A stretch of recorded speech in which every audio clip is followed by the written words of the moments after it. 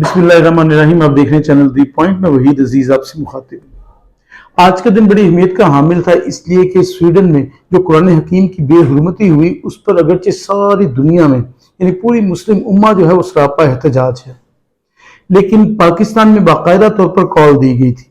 ये कॉल जो है पाकिस्तान तहरीक इंसाफ के चेयरमैन की तरफ से दी गई थी। उसके बाद दीगर जमातों ने भी इसे तकलीद कर ली और हुकूमत पाकिस्तान भी एहतजाज में शामिल हो गई।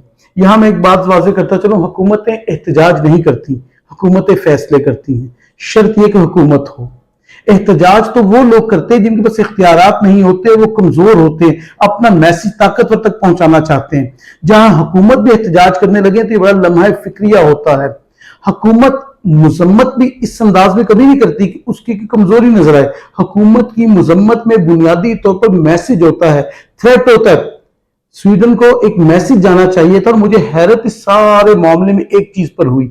इस बात की तो खुशी हुई कि अवाम सड़कों पर निकली। अवाम ने जो है ज़ाहिर कुरान पाक की बेहुरमती पर कौन ऐसा जो खामोश रह सकता था। कुरान हकीम से जो मोहब्बत है वो सबके दिलों में मौजूद है, सोच में मौजूद है, फिक्र में मौजूद है। हमारा वजूद ही नामुकम्मल है इन सारी बातों के बगैर। लेकिन हकीकत को मानना पड़ेगा, समझना पड़ेगा कि अगर हुकूमत भी सिर्फ एहतजाज ही पर इक्तफा कर ले तो फिर क्या हम अपनी सड़कों पर एहतजाज करके कोई ऐसा मैसेज कन्वे कर सकते हैं जिससे एक दबाव बढ़ सके। हुकूमत को अपनी ताकत का इस्तेमाल करना चाहिए था और फैसला करना चाहिए था। उस गवर्नमेंट को मैसेज देते कि हमारे जो जज्बात हैं उनको आपने किस तरह हर्ट किया है, किस तरह डैमेज किया है हमें। लेकिन हम हमेशा की तरह ना असेंबली फ्लोर को इस मामले पर इस्तेमाल करते हैं और ना ही कोई खास प्रेस कॉन्फ्रेंस हमारे वुज़रा की तरफ से आती है।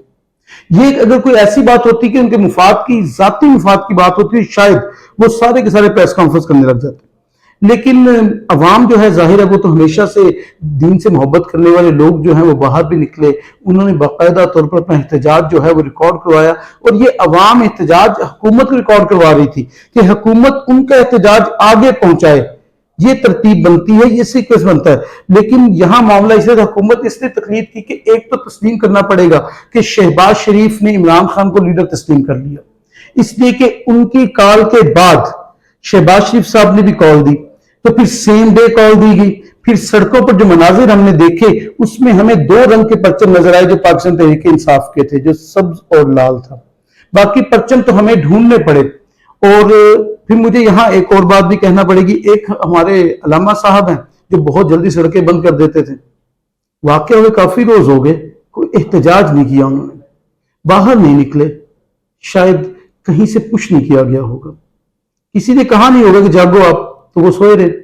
वरना वो तो बहुत जल्दी वो तो कहते थे कि जब तस्वीर नहीं निकालेंगे हम यहां से जाएंगे नहीं।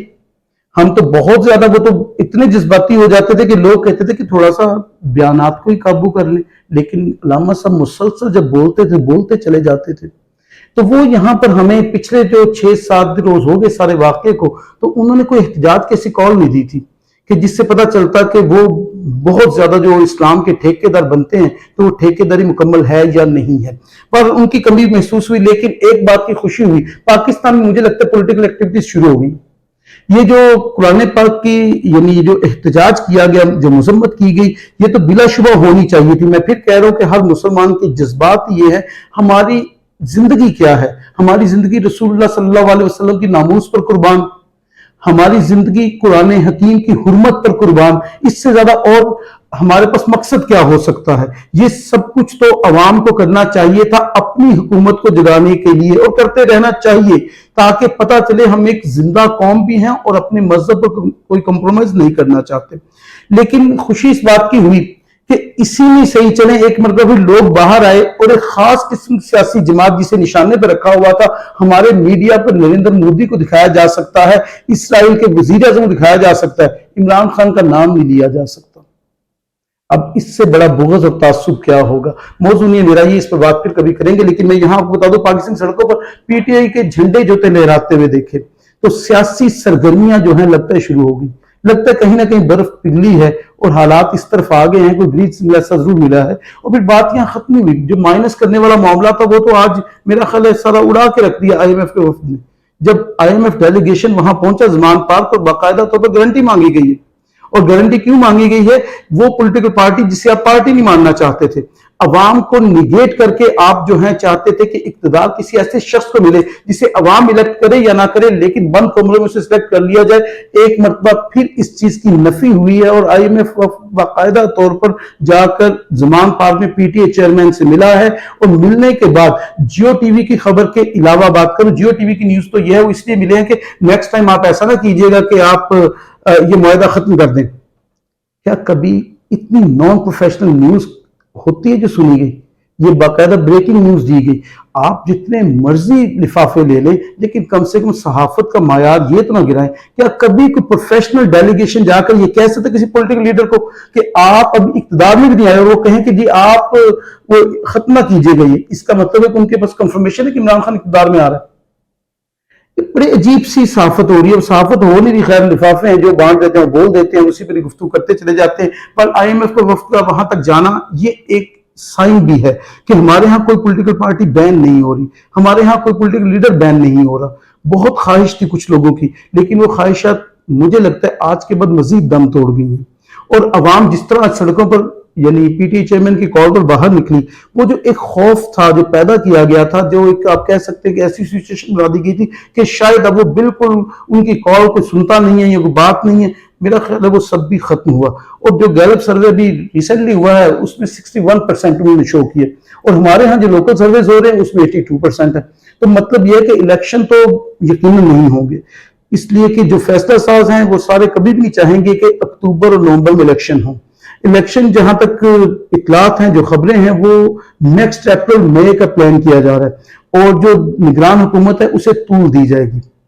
تو یہ سارا اسی لیے ہو رہا ہے کہ کسی طرح وہ جو ایک اسپیسیفک جو پولیٹیکل پارٹی اس وقت ہے اس کا ووٹ بینک کس طرح ختم ہو، جو کہ ناممکن نظر آتا ہے، اس لیے کہ براہ راست عوام کو آپ یہ کہہ رہے ہیں کہ آپ فلاں شخص کو ووٹ نہ دیں، تو یہ ممکن نہیں ہوگا۔ یہ 14-15 جماعتوں کا جو ایک مربع سا بنا کر سامنے رکھ دیا، اور اس مربع نے جو عوام کا حال کیا ہے، اس سارے کھیل میں ایک بات میں آپ کو بتاتا چلوں کہ 1.90 روپے بجلی مہنگی کی گئی پر یونٹ۔ کسی کو خبر ملی؟ کوئی اینکر یہ لفافے لینے اینکر بولے ہیں؟ کسی کو یہ بات ہوئی؟ 10 پیسے بڑھتے تھے، مجھے یاد ہے پچھلے دور میں تو مائک پکڑ کے وہ اینکر بھی پہنچ جاتا جس کا تلفظ بھی ٹھیک نہیں ہوتا تھا، تو وہ بھی سوال کرتا تھا جا کر۔ تو یہاں جو بڑے بڑے فنے خان بنے بیٹھے ہیں، کسی نے کہا کہ 1.90 روپے بجلی مہنگی ہوئی، آٹے کا توڑا مہنگا ہوا، کسی نے کوئی بات کی؟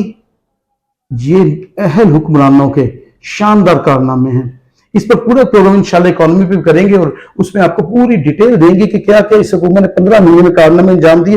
فی الحال سب سے بڑی بات یہ اس پلیٹ فارم سے یہ کہیں گے کہ سویڈن حکومت نے جو اپنی نگرانی میں بے حرمتی کروائی قرآن حکیم کی، حکومتی سطح پر ان کا بائیک آؤٹ ہونا چاہیے تھا، حکومتی سطح پر ہمیں اپنا کردار ادا کرنا چاہیے تھا، حکومتی سطح پر ہمیں ثابت کرنا چاہیے تھا کہ ہم مہذب بھی ہیں لیکن ساتھ ہی ساتھ اپنے مذہب کے معاملے میں اتنے جذباتی بھی ہیں کہ کوئی تعلق آپ سے نہیں رکھنا چاہتے۔ لیکن ایسا وہی کر سکتا ہے جس شخص کے پیسے باہر نہیں ہوتے، جس کے کاروبار باہر نہیں ہوتے۔ آگے آپ بات سمجھتے ہیں۔ ویڈیو اچھی لگی تو چینل سبسکرائب کیجئے گا، انشاءاللہ ایسی کسی ویڈیو سے ملاقات ہوگی۔ اپنا خیال رکھیے گا، فی امان۔